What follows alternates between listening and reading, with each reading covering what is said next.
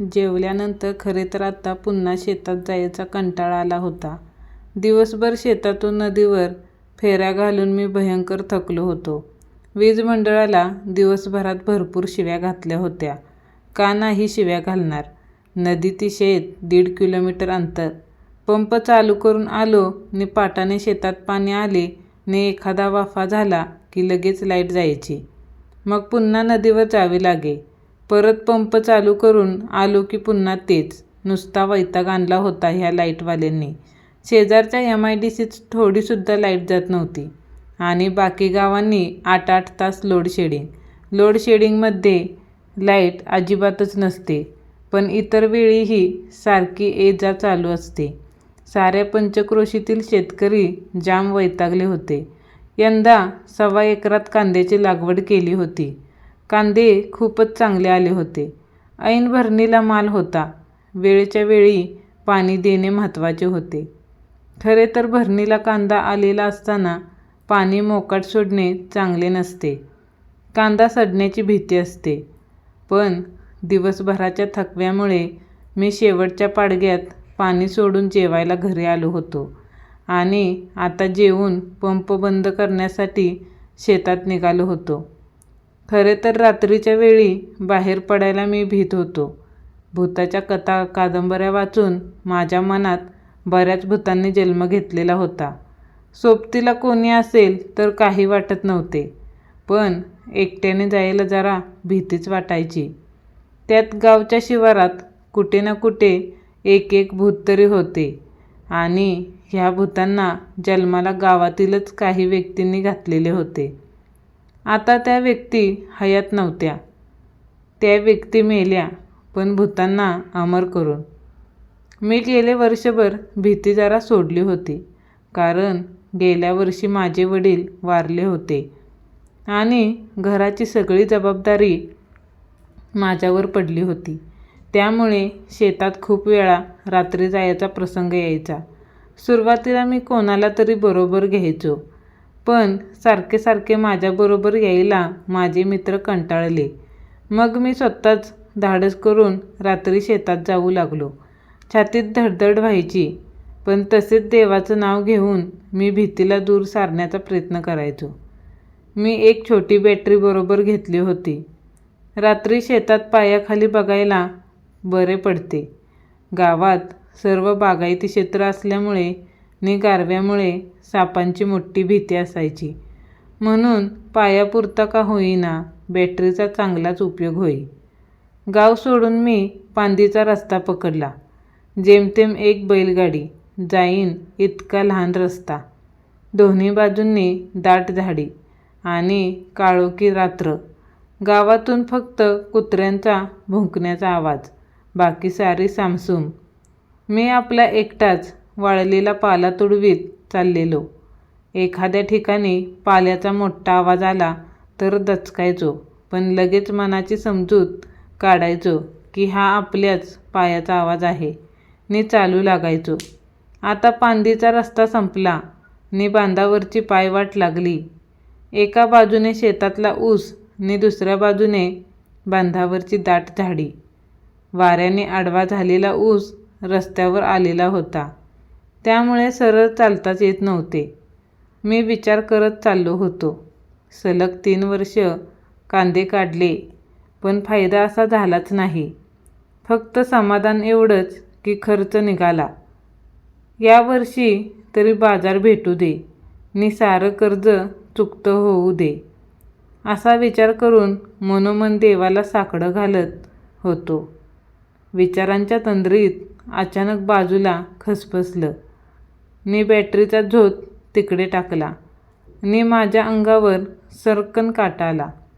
छातीतील धडधड प्रचंड वाढली. 8 फुटी नाग फणा काढून सळसळत येत होता. नाग अगदीच जवळ असल्यामुळे मी पटकन उडी मारली नि पळू लागलो. पण मला जास्त पळताच आले नाही, कारण तिथे खूपच अडचण होती. 2-3 पावले टाकताच माझा पाय उसाच्या कांडाला आणि रापकन पाटात पडलो. हातातली बॅटरी नेमकी पाण्यात पडली नि विझली. सगळीकडे गच्च अंधार. काही वेळ तर मला काहीच दिसेना, पण थांबताही येत नव्हते. नाग जवळच असल्यामुळे बॅटरी उचलण्याच्या फंदात न पडता तसाच धडपडत उठलो नि पळू लागलो. बेलकांडात उसाच्या कांडाला अडखळत पळत कसा तरी बांध संपवला. मोकळ्या जागेत येऊन थांबलो. छाती जोरजोरात वर खाली होत होती. तिथेच एका छोट्या खडकावर टेकलो. तरी कावऱ्या बावऱ्या नजरेने अंधारात चोहीकडे नजर फिरवत होतो. अजूनही नाग कोणीकडून येतो की काय हे पाहत होतो. थोडा वेळ बसल्यानंतर जरा बरं वाटलं, पण आता पुढे जाण्यासाठी मन कचरू लागले. कारण कांद्याच्या वावरात जायचे, तिथून परत नदीला जाऊन मोटार पंप बंद करायचा आणि शेवटी गावात जाताना स्मशानाशेजारून जायचे. तिथे जाईपर्यंत नेमके 12 वाजायचे. हे लक्षात येताच माझी छाती पुन्हा धडधडू लागली. बॅटरी किती महत्त्वाची होती हे मला आता जाणवायला लागले. पुन्हा अंधारात बॅटरी आणायला जायला धाडस होत नव्हते, कारण मागाच्या नागाजवळच बॅटरी पडली होती. शिवाय ती बंद झाली होती. तिचा काही उपयोग नव्हता. बॅटरी घ्यायचा विचार बादच करून टाकला, कारण तिथे जायचं धाडस होत नव्हते. पंप बंद करायला नदीवर तर जावेच लागणार होते, नाहीतर सर्व कांद्याचे वाफे पुन्हा तुंबणार नि कांदा खराब होणार. कांदा खराब होणे मला परवडणारे नव्हते. 4 महिने खूप कष्ट घेतले होते नि खर्चही खूप झाला होता. चला, कितीही भीती वाटली तरी आपल्याला पंप बंद करायलाच पाहिजे, असा विचार करून मी उठलो. डोळे आता जरा अंधाराला सरावलेले होते, तरी पण सावधपणे पाहत चालत होतो. रस्त्यात उसाचे एखादे वाळलेले दांडके जरी दिसले तरी छातीत धस्स होत होते. मग तो थोडी वाकडी वाट करून पुढे होईन, हळूहळू पाहत जवळ जाई. ते साप नसून उसाचे दांडके आहे हे लक्षात येताच स्वतःच्या घाबरण्याचा नि मूर्खपणाचा मला राग येई. असाच घाबरत बिचकत कांद्याच्या वावरात आलो तर अजून एक ओळ म्हणजे 20-22 वाफे भिजायचे शिल्लक होते. म्हणजे अजून पाऊण तास तरी लागणार होता. इथे पाऊण तास म्हणजे पंप बंद करून घरी जायला 1.5 तास लागणार नि नेमके स्मशानाशेजारी 12चा टाईम होणार. हे लक्षात येताच माझ्या छातीत पुन्हा धस्स झाले. तरी पण याला काही इलाज नाही असे म्हणून मी पाटात उतरलो नि बारयावर पाणी देऊ लागलो. पाणी देत होतो. सापाची भीती अजूनही मनात होती. ती कमी झाली की काय म्हणून मनात नको असताना भूताचेच विचार येऊ लागले. कारण सु. शिरवळकरांच्या, बाबूराव अनारकळांच्या भूतांच्या कादंबऱ्या, कथा भरपूर वाचल्या होत्या. आता इथे दाट अंधारात एक एक भूत माझ्या मनात प्रकट होऊ लागले होते. ते विचार टाळण्याकरता मी मोठ्याने अभंग म्हणू लागलो. तरी पण अभंग थांबल्यावर पुन्हा विचार घुसायचे. ते टाळण्याकरता पुन्हा मी अभंग म्हणायचो. मनात येणाऱ्या विचारांना थोपवत अभंग, भक्तिगीत असे काही बाई म्हणत कसेबसे भिजवणे पूर्ण केले. झाले एकदाचे म्हणत पाटातच हातपाय धुतले. आता एवढे थकल्यानंतर जवळ बोजा नको म्हणून खोरेही तिथेच जाळवंडात फेकले नि झरझर नदीच्या दिशेने निघालो. आता पटकन पंप बंद करून घरी जावया नि पडी मारूया. च्यायला ह्या लाईटीवाल्यामुळे एवढा थकवा नि अशी रात्री-रुत्रीची एकट्याला मरायची पाळी येते. जसजशी नदीत जवळ येऊ लागली, छातीची धडधड थोडी थोडी वाढू लागली. आत्तापर्यंत बाजूला गेलेले विचार पुन्हा डोकावू लागले. सगळीकडे दाट अंधार नि विलक्षण शांतता. काय तो फक्त माझ्याच पायांचा तेवढा आवाज यायचा. त्या आवाजानेच कधीकधी दचकायचो. गाव माझ्यापासून जवळजवळ 2 किलोमीटरवर होते. नदी जवळ आली नि मला एकदम आठवले. मी स्वतःच्या मनाला शिव्या घातल्या, कारण नको तेच मनात येत होते. त्याला गेल्या वर्षी पंपालाच करंट बसून मेलेल्या बजाबाची आठवण आली. रिटर्नवाल्यांचे तिथे पाणी भरायला गेलेला बजाबा जबर करंट बसून मेला होता नि त्याचा काळा निळा पडलेला चेहरा मी पाहिला होता. आणि आता तोच चेहरा प्रयत्न करूनही माझ्या डोळ्यासमोरून जात नव्हता. नदीच्या जवळ आलो नि माझी छाती जोरात धडधडू लागली. अजून पंपापर्यंत जायला 30-40 फुटाचे अंतर होते. जरा थांबलो, मोठा श्वास घेतला आणि मनात देवाला म्हणालो, देवा, कसलीही वेळ आणली माझ्यावर. अख्खं गाव निवांत शांतपणे झोपले ने मी इथं भूतासारखं भटकतोय. भूतासारखं हा शब्द मनात येताच पुन्हा दचकलो. पंप बंद करायला जावे की न जावे असा विचार करून लागलो. पण आता काही झाले तरी पंप बंद केलाच पाहिजे, नाहीतर चुलता ओरडेल नि रात्रभर पाणी सोडायचं कुठे. शिवाय इतक्या जवळ येऊन पंप बंद न करता जाणे हा निव्वळ मूर्खपणा ठरेल. असा विचार करत मी हळूहळू पुढे सरकत होतो. मनात एक आधार म्हणून राम राम म्हणत होतो. पण राम राम एकसारखे म्हणून सुद्धा मला जमत नव्हते, कारण डोळ्यासमोर बजाबाचा काळा निळा चेहरा सारखा येत होता. तरीही प्रयत्न करून मी डोळ्यासमोर श्रीरामाचे रूप आठवायचो.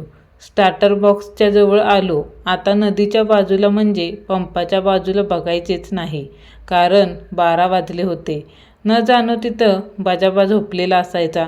बजाबाचा विचार येताच छातीतील धडधड वाढली. नजर तिकडे न्यायची नाही असे ठरवून देखील पंपाजवळ काही आहे का ते तो कान्या नजरेने पाहत होतो. स्टार्टरवर हात ठेवून पंप बंद केला. पंप बंद केला नि विलक्षण शांतता पसरली. आत्तापर्यंत पंपाच्या आवाजामुळे काही वाटत नव्हते, पण पंप बंद होताच त्या घनदाट अंधाऱ्या रात्रीची अंगावर काटा आणणारी ती भयान शांतता जाणवतच. स्टार्टर बॉक्सचे दार व कुलूप न लावताच मी पळत सुटलो. बरेच अंतर पळल्यानंतर एका ठिकाणी थांबलो. लोहाराच्या भातवणी छातीवर खाली होत होती. थांबून दम खायला सुद्धा नको वाटत होते, कारण भीती खूपच वाटायला लागली होती. दम लागला होता तरी पण मी झपाझप चाललो होतो. लवकरात लवकर घर गाठायचा प्रयत्न करत होतो.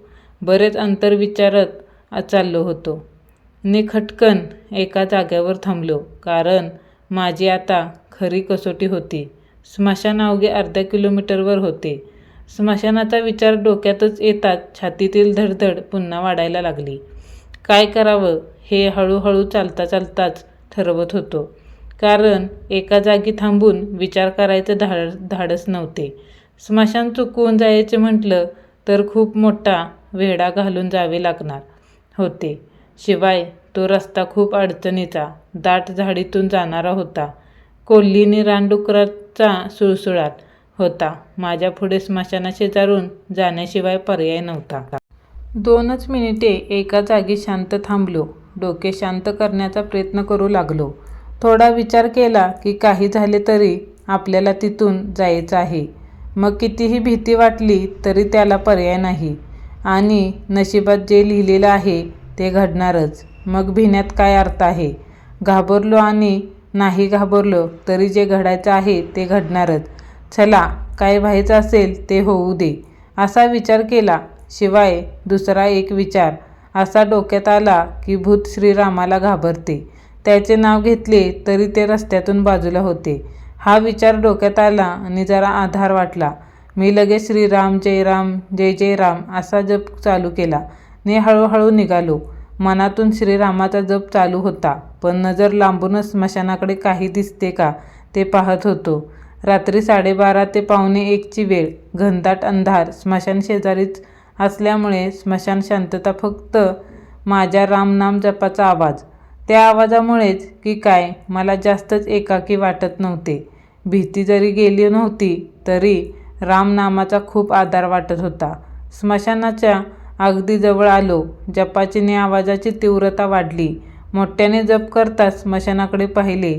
थोडा थांबलो. जप करतच विचार केला, जरी आता एखादे भूत दिसले आणि त्याने मला मारून टाकले तरी फिकीर नाही, कारण मरताना देवाचे नाम मुखी आहे. अंतकाळी ज्याचे नाम आले मुका तरी त्याच्या सुका पार नाही, हे संतवचन आठवले नि सारी भीती कुठल्या कुठे पळाली.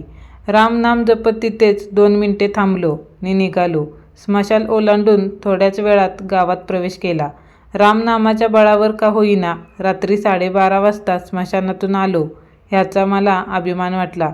विठ्ठलाचे मंदिर येताच हात जोडून मनोभावे नमस्कार केला नि म्हटले, देवा, खरोखर तुझ्या नामाचा महिमा अगाध आहे.